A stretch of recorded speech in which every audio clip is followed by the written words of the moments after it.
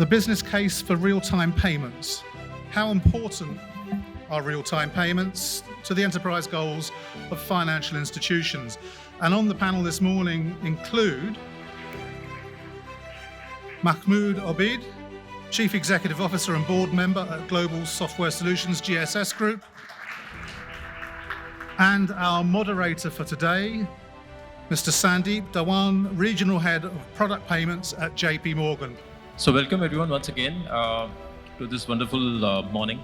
Specialists here who have worked in their individual capacities in making the real-time payments blood oxygen flow work.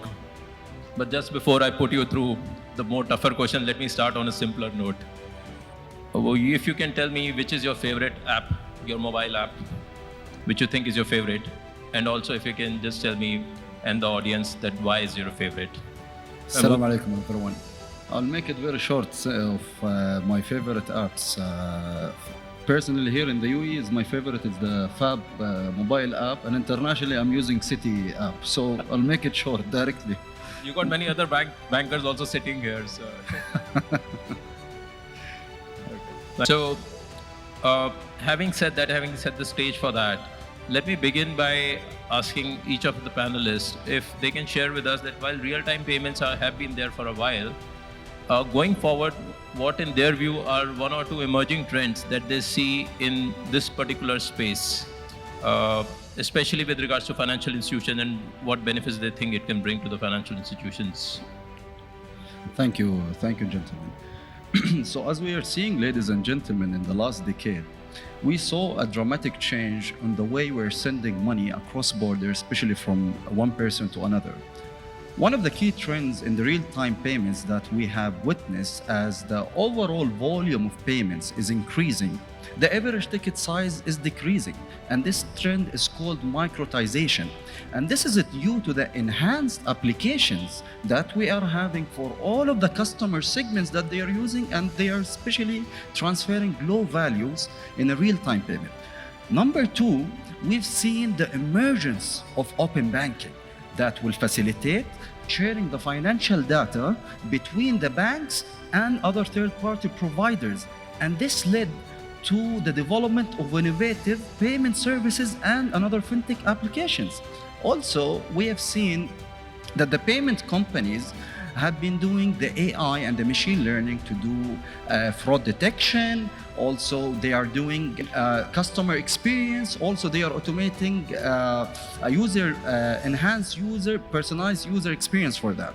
So this is the points that we've been seeing lately and as a trends.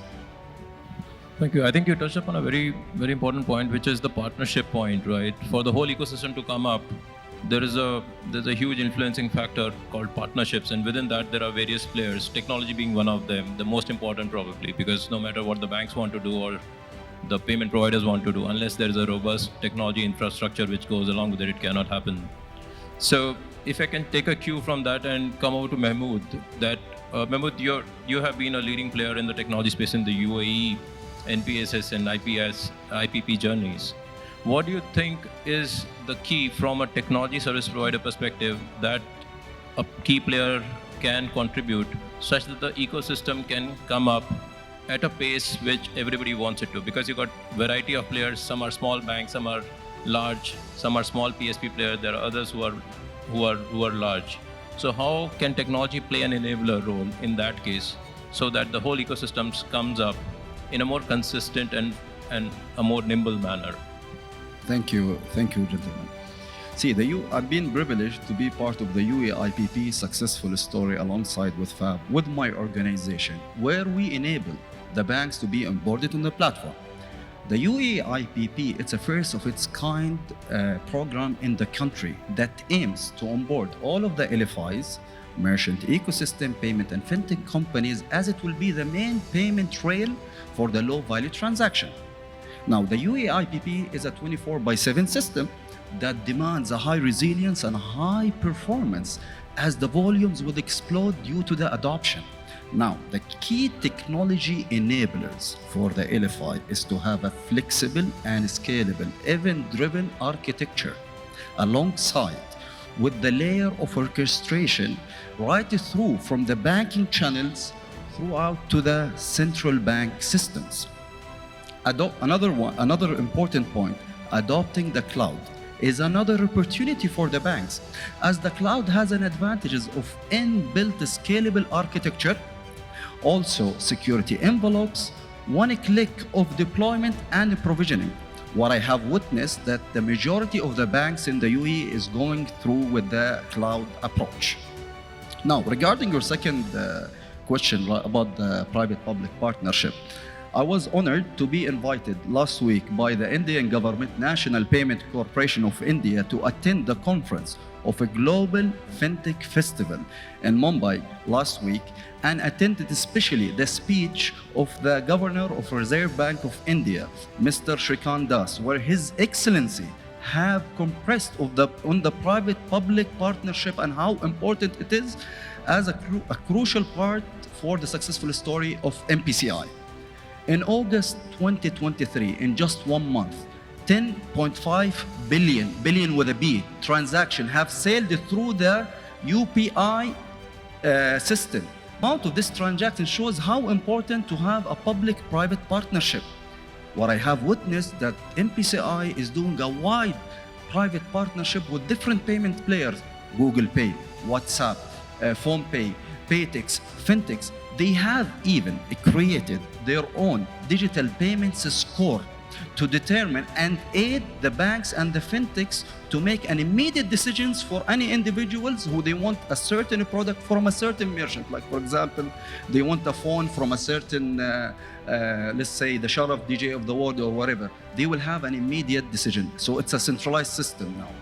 And I was honored also to meet the leadership of MPCI, and I've invited them to share with us in the UAE about how we can do the private-public partnership. Now, what I foresee for the United Arab Emirates, definitely, they will adopt the public-private partnership, as I strongly believe this will accelerate the adoption of the UAE IPP platform. Thank you. Thank you, Mahmoud. I think that's a very important point. Let's ask each one of you to share one parting thought in terms of what is the one single piece of advice, or probably a pothole, basis your diverse experiences, rich experiences, which you will tell other participants to watch out for when it comes to real-time payments. Thank you. I just have a couple of points to discuss, and it's for the participants and the banks. There are 3 main pitfalls that need to be avoided. One of the main one, this program is not a traditional waterfall project. It's very important. It needs to be in an agile approach where many systems need to be run in parallel. Number 2, which is very important, not involving all of the stakeholders upfront from day one in this program is a big pitfall. Why I'm saying this? All of the IT channels, business, core banking system, InfoSec, all of them have to be in the same mindset from day one. Number 3 is always to update the security measures of this program. This is very important to avoid frauds and to control the limits of transactions. I know it's a low value transactions, but still there have to be an update for the security measures. There is one more last one as a contribution that the LFIs should do. They must have a sound roadmap for the next 3 to 5 years.